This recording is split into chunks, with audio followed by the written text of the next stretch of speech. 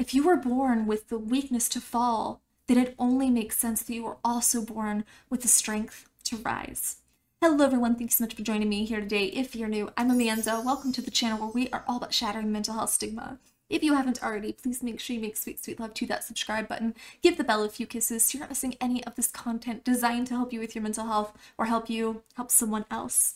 Today I'm going to be reacting to Something to Believe In by Poison. This is a request from Ryan, one of my amazing Patreons. Thank you so much for your continued love and support. If you haven't had a chance to check out my Patreon, please make sure to do so. Link is in the description. Every single dime goes toward my mental health outreach so I can help people here in the community in practical ways with their mental health. And you also get some pretty amazing perks like priority song requests, intimate little Zooms with me every month, and so much more. So make sure to check that out. Link is in the description. Before we dive into our reaction today, I do want to give a shout out to the sponsor of today's video, BetterHelp. Look, when I was in a toxic relationship, I was isolated from my friends. And whenever I would go to therapy, my partner would find out and he would demean me as I was leaving. And then again, when I came back. And it would have been so much easier for me to talk to a therapist if I could have done so through a phone call, video chat, or messaging, which BetterHelp offers. With BetterHelp, you also get matched with a licensed therapist, usually within 48 hours, who understands your unique needs.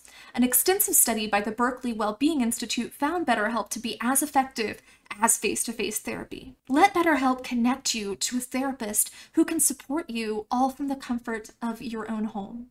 Visit betterhelp.com/Amanda Webster or enter Mental Amanda during checkout to enjoy a special discount on your first month. Now onto the reaction, Something to Believe In by Poison. The only frame of reference I have for Poison is I had an ex's mom who was really obsessed with the song Every Rose Has Its Thorn, and I remember her humming a line or two, and I remember my ex telling me that she was really into that song, but I don't remember what the band sounds like. So because this was many, many moons ago, we're talking decades ago, I feel like this still constitutes as a first time listen. So here we go.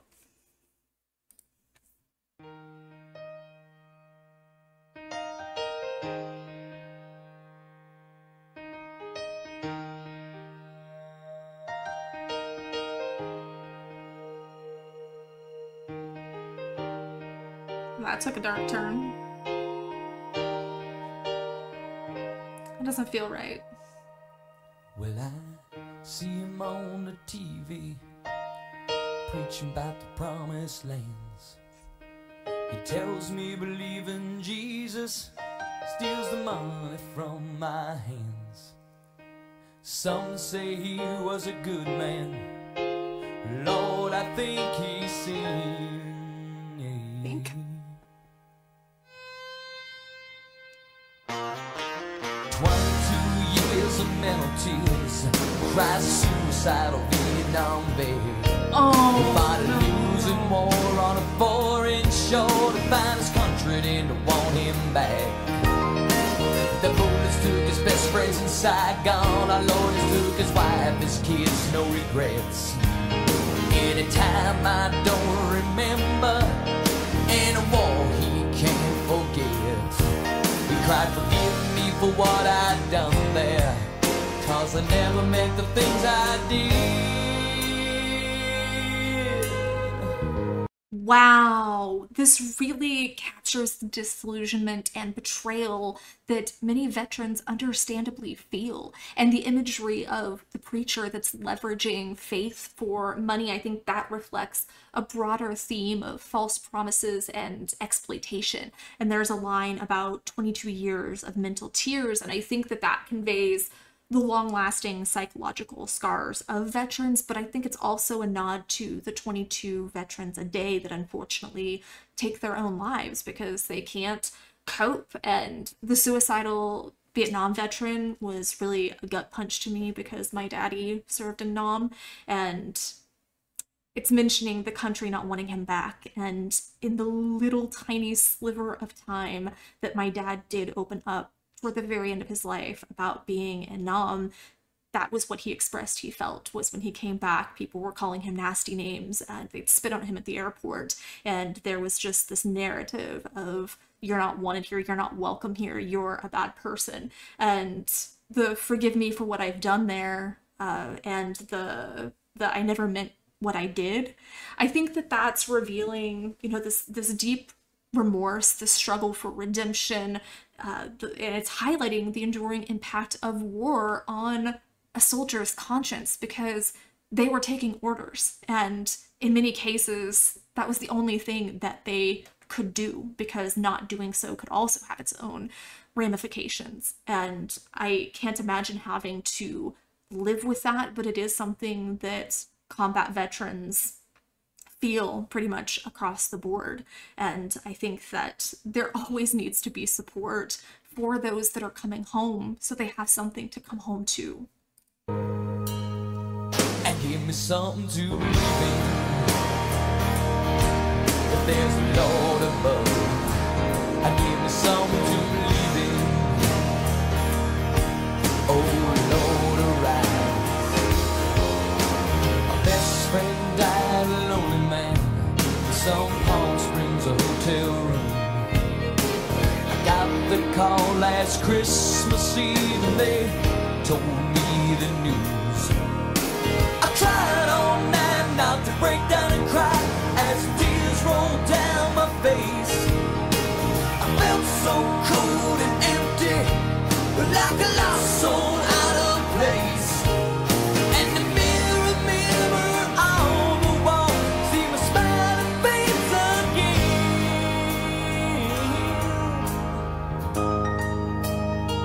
I give me something to believe in. I give me something, there's a Lord above. I give me something to believe in. I give me something, oh Lord, arise. Sometimes I wish to God I didn't know now, things I didn't know then. Road, you gotta take me home.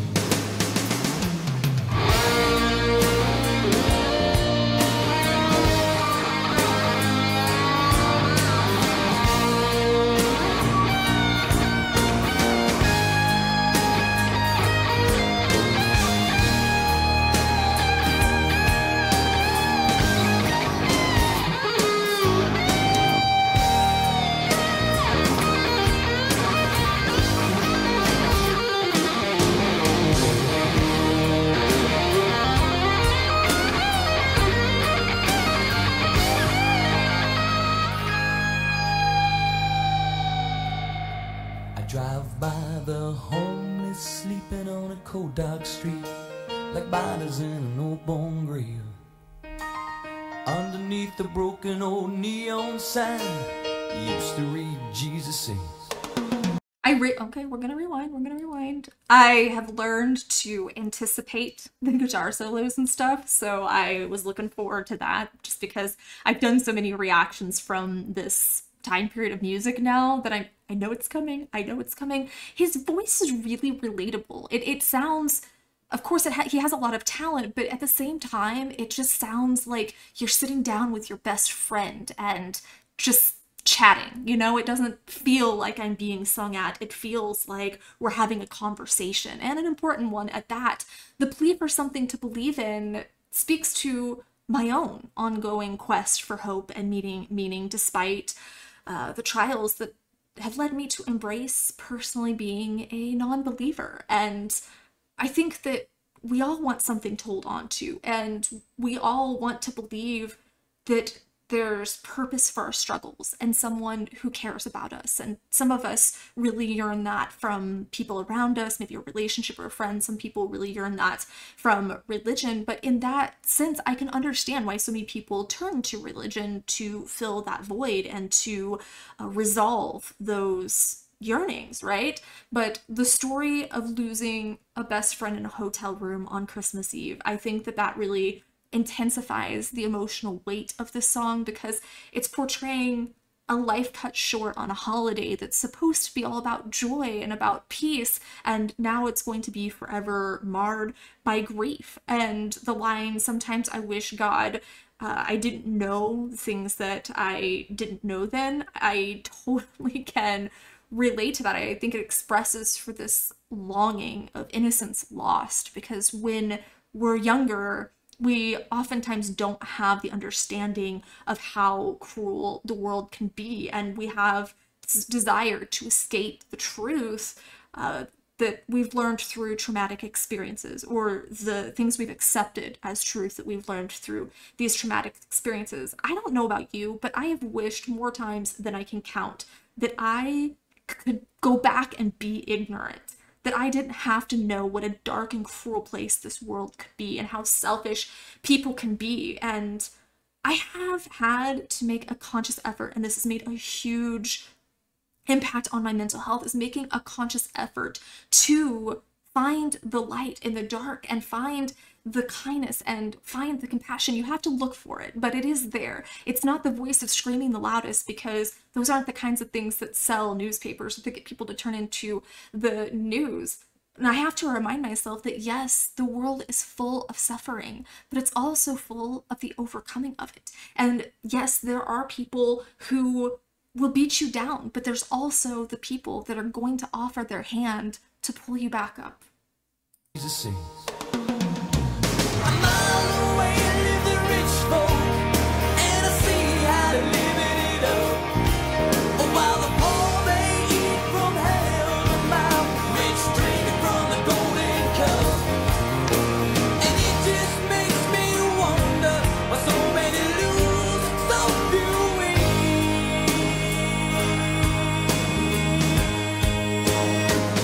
Give me something to believe in. Give me something to believe in. Give me something to believe in. Give me something. There's a lonely bird. Give me something to believe in. Give me something to believe in. Give me something to believe in. Give me something to believe in. Give me something to believe in. Give me something to Give me something to believe in. Give me something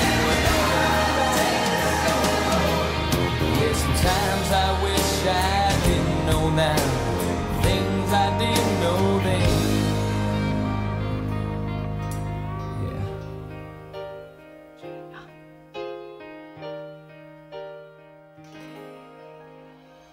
And give me something to believe in, yeah.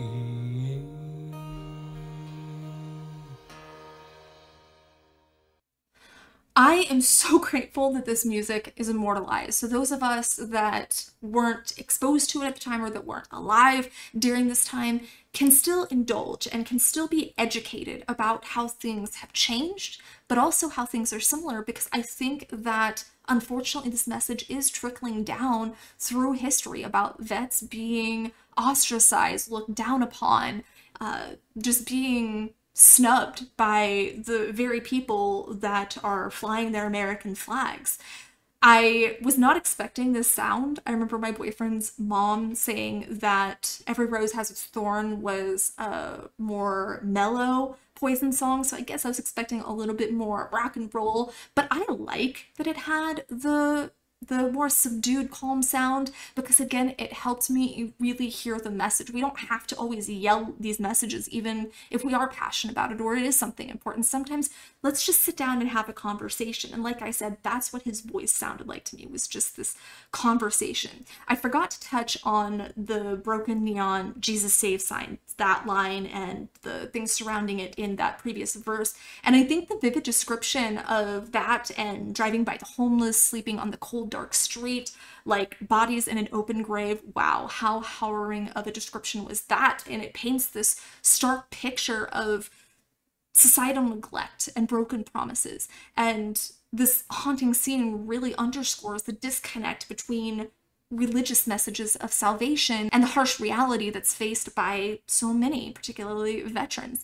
And then we have the line about the rich people that are drinking from their golden goblet, I don't remember, their golden vessel. And I think that ties it all together. Look, people want to bleed red, white, and blue and fly their American flags, but then those same people will drive by homeless veterans every single day who are struggling from PTSD and addiction. And these are human beings who sacrificed everything only to have so many people look down upon them because they can't cope upon returning from seeing atrocities that us as civilians can't even begin to imagine. And rich people are trying to get richer, often on the back of soldiers and veterans, and so many religious people posit themselves as the savior figure, and they're wearing their WWJD bracelets.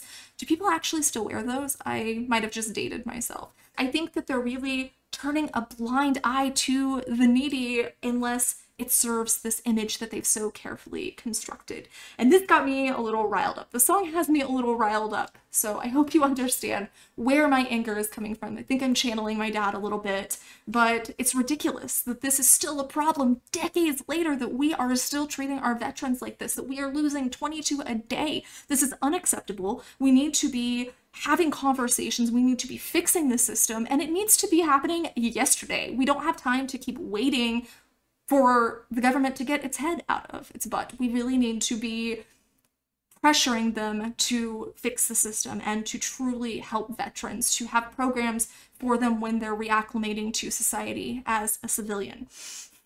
Okay.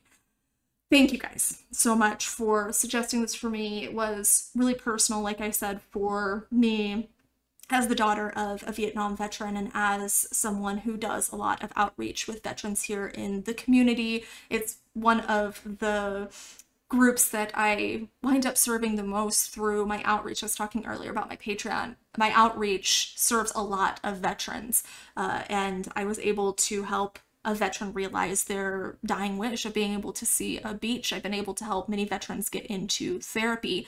So I really do care about the veteran community. I will never stop speaking up for them. I won't pretend that I know what it's like, but I do understand that the things they face are very real and very much need to be treated by people who understand the nuances of veterans' mental health. Thank you guys so much for introducing me to this band. Make sure you're sharing your stories here in the comments. This is a safe place for you to talk about your mental health journey, no matter where you are in that journey, good, bad, and crazy. Make sure you're sharing your story here in the comments. Give this video a thumbs up, share it. It really helps the channel. Thank you again, BetterHelp, for sponsoring this video. I love you guys so much, and I'll see you soon. Mwah.